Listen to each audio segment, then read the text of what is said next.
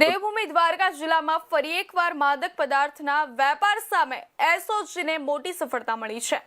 જામ કલ્યાણપુર તાલુકાના ચંદ્રાવાડા ગામે રહેણાંક મકાનમાં ગાંજાની ખેતી અને ગાંજાનો જથ્થો મળી આવતા પોલીસે એક આરોપીની ધરપકડ કરી છે।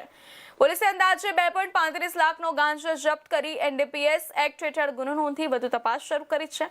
દેવભૂમિ દ્વારકા એસઓજીને ખાનગી રાહે મળેલી ચોક્કસ બાતમીના આધારે જામ કલ્યાણપુર તાલુકાના ચંદ્રાવાડા ગામે દરોડો પાડવામાં આવ્યો હતો।